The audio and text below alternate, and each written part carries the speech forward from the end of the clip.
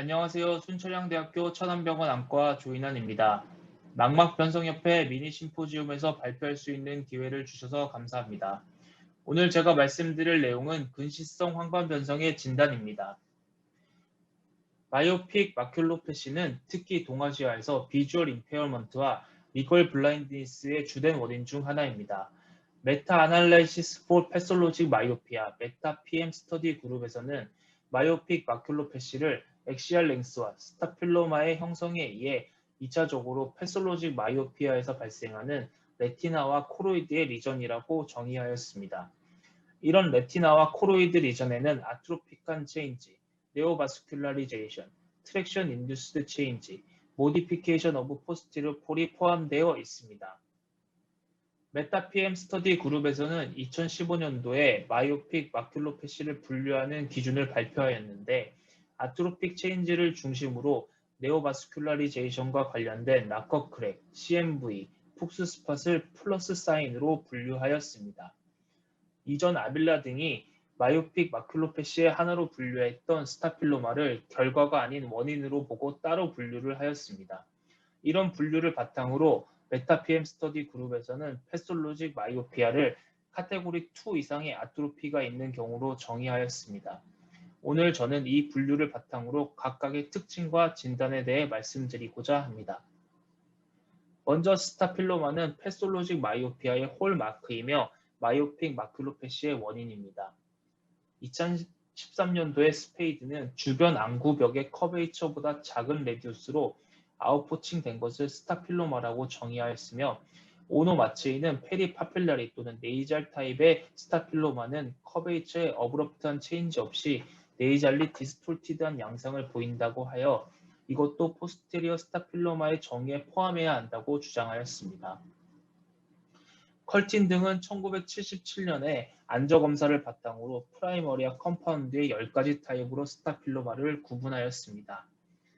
그러나 안저검사만으로는 안구의 전체적인 모양을 아는 것에는 한계가 있어 모리야마 등은 2011년에 3D MRI를 통해 안구의 전체적인 모양을 확인하였고 네이잘리 디스톨티드 쉐입, 템포랄리 디스톨티드 쉐입, 실린더 쉐입, 베릴 쉐입의 4가지로 스타필로마를 구분하였습니다. 이를 발전시켜 2014년도에 오노 마치 등은 3D MRI와 울트라 와이드필드 펀더스 이미지의 파인딩을 참고하여 컬틴이 분류했던 컴파운드 타입을 타입 1에 포함시켜 총 6가지로 다시 스타필로마를 분류하기도 하였습니다. 그러나 이런 3D MRI는 검사 시간이 오래 걸리고 재현성이 떨어지며 스크리닝 검사로 부적합하고 스클레랄 thickness 등의 변화를 알 수 없는 단점이 있었습니다. 최근에는 와이드필드 스웹소스 OCT로 스타필로마의 전체 모습과 각 층의 변화를 알 수 있게 되었습니다. 시노하라 등은 와이드필드 스웹소스 OCT로 스타필로마를 관찰하였고 주변부에서 스타필로마 엣지까지 코로이드가 얇아지다가 이후 다시 코로이드가 두꺼워지고 스클레라의 커베이처 레디우스가 변화한다고 하였습니다. 두 번째로 마이오픽 마큘로패시의 아트로픽 체인지들에 대해 살펴보겠습니다. 메타 PM 스터디 그룹에서는 아트로픽 체인지를 프로그레션 패턴과 마이오픽 CMV 발생의 리스크에 따라 다음과 같이 4가지로 분류를 하였습니다.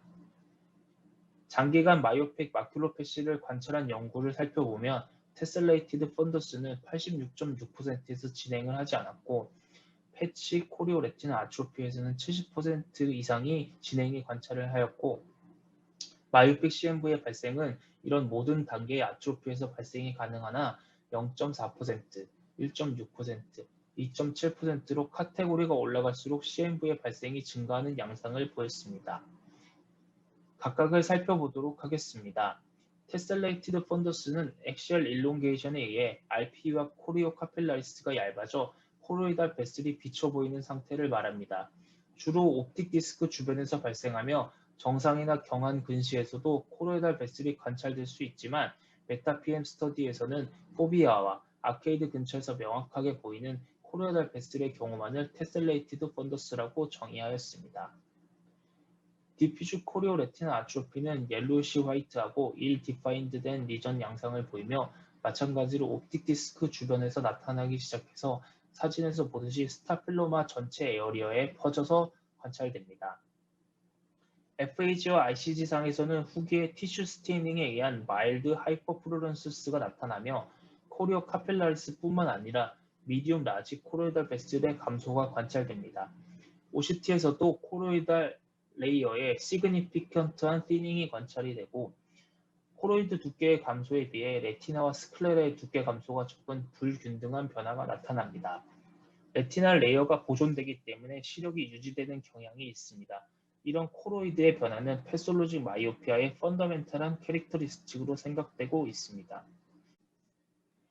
패치 코리오 레티나 아트로피는 웰 디파인드된 리전으로 나타나고 브룩스 멤브레인의 디펙트와 코리오 카필라리스의 컴플리트 로스를 시작으로 아우터 레티나와 RP가 손상되고 베어스클레라가 남게 되는 상태를 말합니다. 앞에서 말씀드렸듯이 패치 코리오 레티나 아트로피는 디퓨즈 코리오 레티나 아트로피에 비해 마이오픽 CMV의 발생률이 높습니다. FAG와 ICG상에서는 패치 아트로피가 있는 에어리어에서 코로이달 필링 디펙트가 나타나며 OCT를 통해서는 코로이드, RP, 아우터 레티나에 소실이 있고 이너 레티나와 스클레라가 맞닿아 있는 것이 관찰됩니다. 또한 OCT를 통해 브룩스 멤브레인의 디펙트도 관찰됩니다.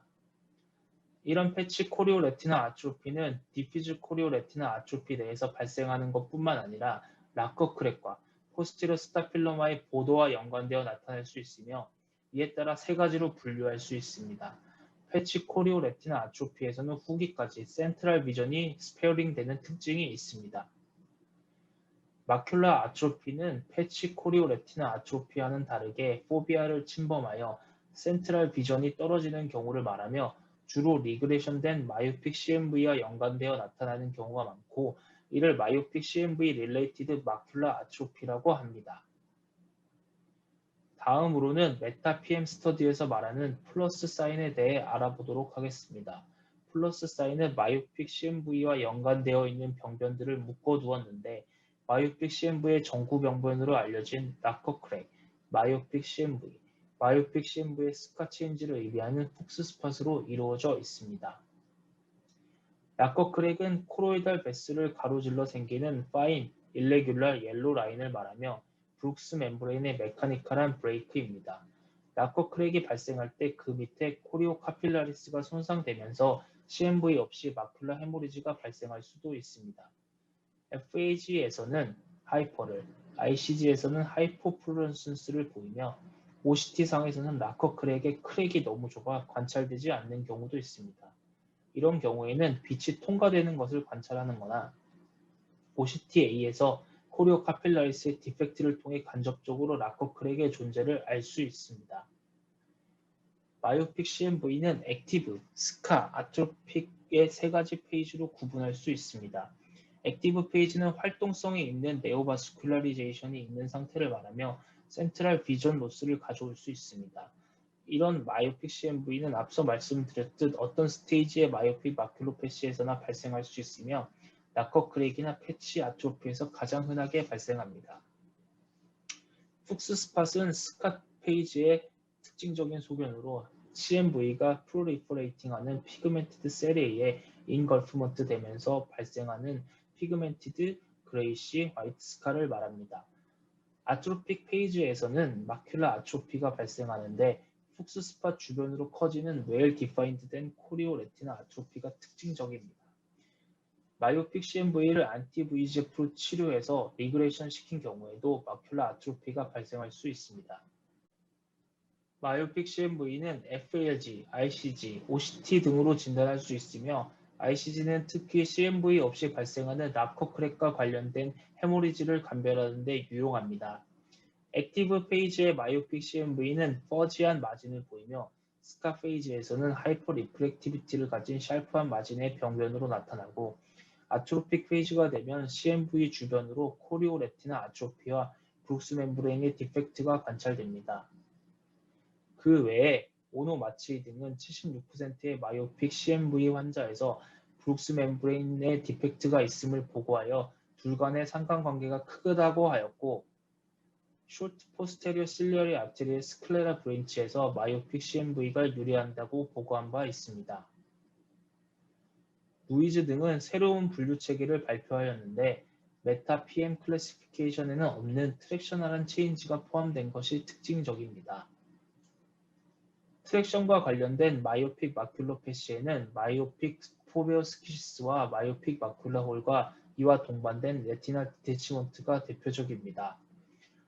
이런 트랙션 마이오픽 마큘로패시도 포스테리어 스타필로마와 연관되어 발생하며 레티나가 서라운딩 티슈보다 엘라스틱하지 않아서 발생한다고 생각하고 있습니다. 이런 병변들은 천천히 진행하는 것이 특징입니다. 와이드필드 스웹소스 OCT는 비추어스에서 스클레라까지 관찰이 가능하기 때문에 트랙셔널 체인지를 관찰하는 데 유용합니다. 시노하라 등에 따르면 아우터 레티노스키시스는 스타필로마의 엣지를 넘어가서 발생하지 않고 비추어스 트랙션도 스타필로마 엣지를 넘어서 발생하지는 않는다고 하였습니다. ERM과 IRM 같이 이너 레티노스키시스를 일으키는 것은 이너 레티노스키시스가 있는 곳에 국한되어 발생하는 것으로 알려져 있습니다. 마지막으로 아트로픽, 트랙셔널, 네오바스큘러란 체인지가 아닌 마이오픽 마큘로패시의 특징적인 병변이 있는데 돔 쉐이프드 마큘라가 대표적입니다. 마큘라가 이노드 프로트루전 된 것을 말하며 서브포비아 스클레라의 티크닝이 있습니다. 하이 마이오피아에서 이미지의 디포커스에 대한 컴펜세이션을 위해 발생하는 것으로 추정되고 있으며 돔 쉐입 주변에서 브룩스 멤브레인의 디펙트가 흔하게 관찰됩니다. 이런 브룩스 멤브레인의 포컬 디펙트로 스클레라의 포컬 릴렉세이션이 일어나 스클레라의 이노드 버짐이 생기는 것이 아닌가 생각하고 있습니다. 발표를 정리해 보겠습니다. 마이오픽 마큘로패시는 패솔로직 마이오피아에서 액시얼 일롱게이션과 스타필로마에 의해 발생하는 코리오 레티날 리전을 말하며 이에는 아트로픽 체인지, 네오마스큘러리제이션, 트랙셔널 인듀스드 체인지, 모디피케이션 오브 포스테리어 폴이 포함되어 있습니다.